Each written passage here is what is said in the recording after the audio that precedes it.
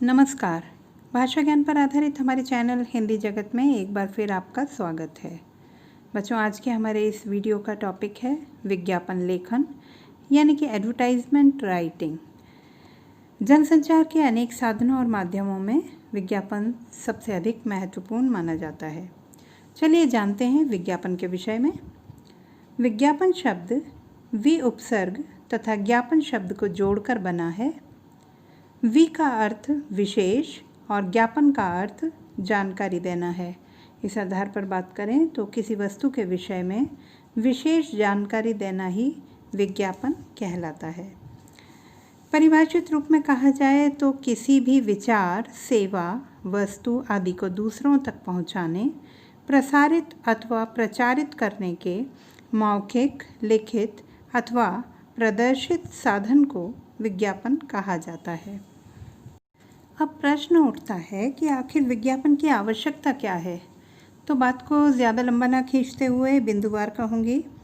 नए उत्पाद को प्रोन्नत करना, विशेषताओं की ओर ग्राहकों को आकर्षित करना, उत्पाद के बारे में अपने मत की पुष्टि करना, विरोधी विचारधारा को गलत सिद्ध करना, जनता की रुचि अपनी ओर आकृष्ट करना, अपनी पूर्व निर्मित छवि को बनाए रखना और उत्पाद के प्रति दीर्घकालीन विश्वास पैदा करना।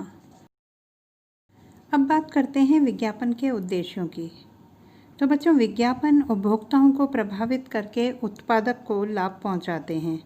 जहां ये एक ओर विक्रेता की मदद करते हैं तो वहीं दूसरी ओर जनता तक नए उत्पाद की सूचना पहुंचाते हैं, लोगों में उत्पाद के प्रति रुचि और विश्वास पैदा करते हैं तथा उत्पादक और उपभोक्ता के बीच अच्छे संबंध बनाते हैं। उपभोक्ता की खरीदने की क्षमता को भी विकसित करना इनका उद्देश्य है। माध्यम की बात करें तो संचार माध्यम ही विज्ञापन के माध्यम हैं। विज्ञापन के लिए सूचना संसार के सभी माध्यमों का प्रयोग किया जाता है। सबसे पहले देखते हैं हम मुद्रण माध्यम में किन किन चीज़ों का प्रयोग करते हैं हम। तो पुस्तक, पत्रिकाएं, समाचार पत्र, छोटे छोटे इश्तिहार या विभिन्न मुख्य स्थानों पर हम इश्तिहार चिपकाकर जो है विज्ञापन करते हैं।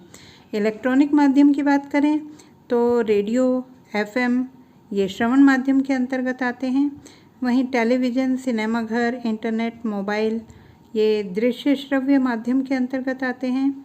चलचित्र माध्यम में आती है फिल्म और अन्य माध्यमों में हम देख सकते हैं मेट्रो रेल पर, बसों पर पर्चे, पोस्टर, बैनर, डायरी, कैलेंडर, उपहार या स्टिकर, प्रदर्शनी, होर्डिंग, ट्रेड फेयर आदि जो हैं इसके अंतर्गत आएंगे।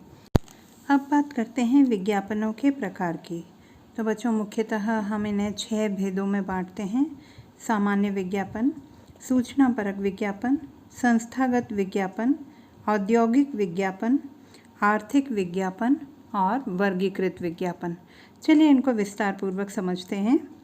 सामान्य विज्ञापन। सामान्य विज्ञापन में मूलभूत आवश्यकताओं से जुड़े हुए जैसे कि घर गृहस्थी से संबंधित वस्तुओं को दिखाते हैं, बताते हैं।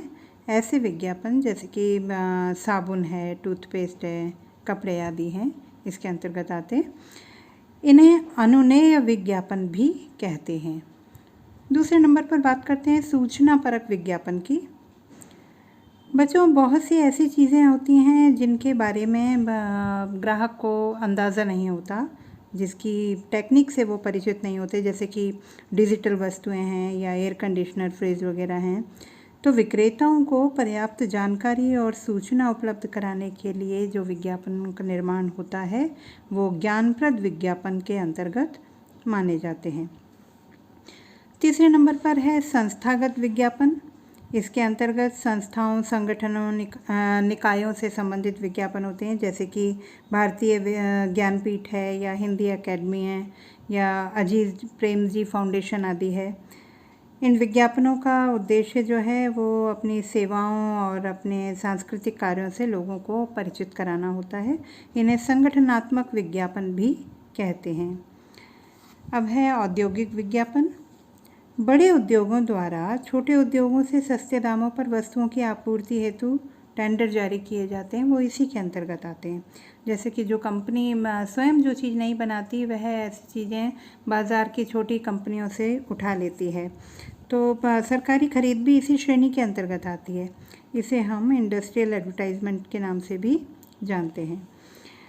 आर्थिक विज्ञापन की बात करें तो वित्तीय कंपनियों के विज्ञापन जैसे कि सहकारी संस्थाएं हैं, जीवन बीमा है, कार संबंधी बीमा है, ये सब वित्तीय विज्ञापन के अंतर्गत आते हैं। और इसके बाद बारी है वर्गीकृत विज्ञापन की। तो बच्चों विशेष तौर पर समझिए इसे।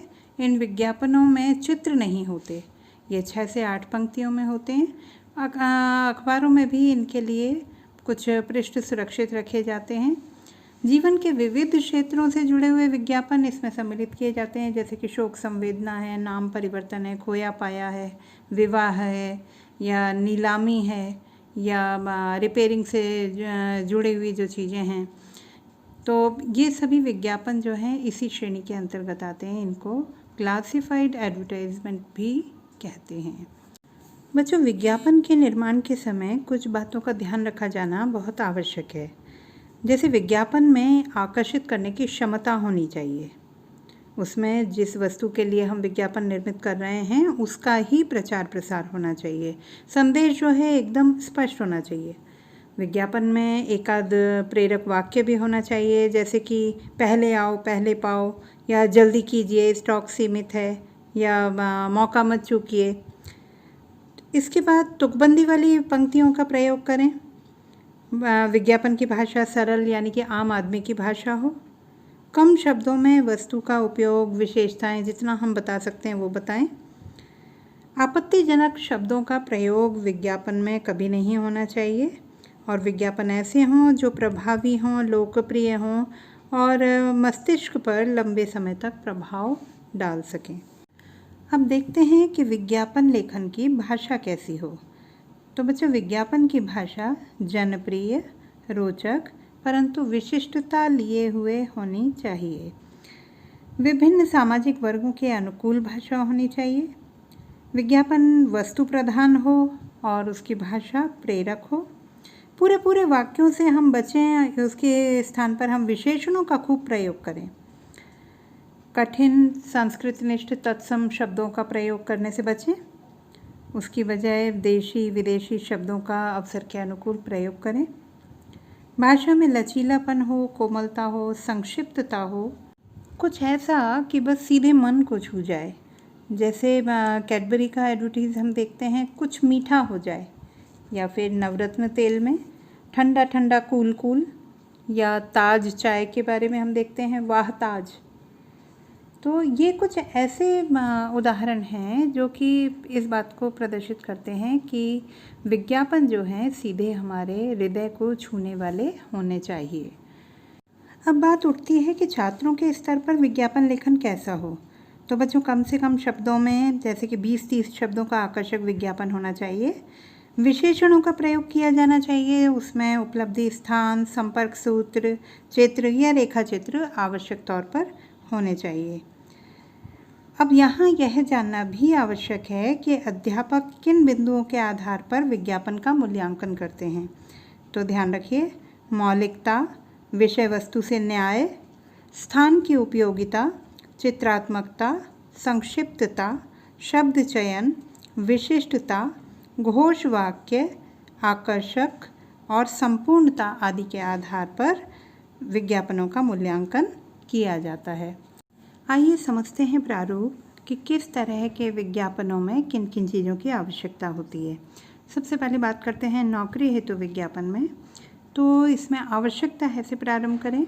संस्था का नाम और पता दें। जिस पद के लिए आवेदन आमंत्रित किए जा रहे हैं उसका उल्लेख करें। अनिवार्य योग्यता और वांछित अनुभव का उल्लेख करें। किसे और कैसे आवेदन करना है यह बताएं। आवेदन प्राप्त होने की अंतिम तिथि का उल्लेख करें। साथ ही साक्षात्कार हेतु दिन और समय का उल्लेख किया जाना आवश्यक है।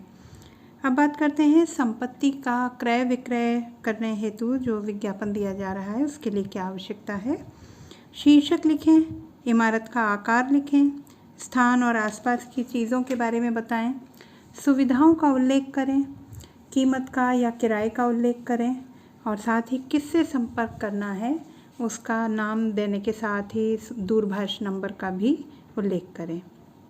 इसी प्रकार वाहनों या अन्य वस्तुओं के क्रय विक्रय हेतु विज्ञापन लिखे जाते हैं, जिनमें शीर्षक आएगा सबसे पहले, फिर निर्माण का वर्ष या मॉडल, वाहन में लगा हुआ साजो सामान, कितने किलोमीटर्स चला है, बनावट, रंग, स्थिति, कीमत और किससे संपर्क करना है आदि का उल्लेख किया जाएगा।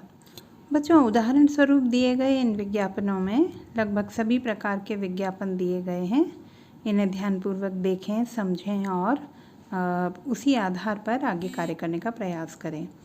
ध्यान रखिए, विज्ञापन का लेखन करते समय न केवल सुंदर लेखन की आवश्यकता होगी, बल्कि आपकी क्रिएटिविटी जो है वहाँ आप बहुत अच्छे ढंग से प्रदर्शित कर सकते हैं। विविध रंगों का प्रयोग किया जा सकता है, हाईलाइट किया जा सकता है। खूबसूरत ढंग से आप केवल पेंसिल से भी अपने विज्ञापन को हल्का और गहरे रंगों का प्रयोग करते हुए उभार सकते हैं। आशा करती हूँ मेरा आज का यह वीडियो आपको पसंद आया होगा। कृपया लाइक और शेयर करें। यदि आप नए व्यूअर हैं और आपने अब तक मेरे चैनल को सब्सक्राइब नहीं किया है तो कृपया सब्सक्राइब करें और बेल आइकन का बटन दबाना ना भूलें, ताकि मेरे नए आने वाले वीडियो की सूचना तत्काल आप तक पहुंच सके। धन्यवाद। आपका दिन शुभ हो।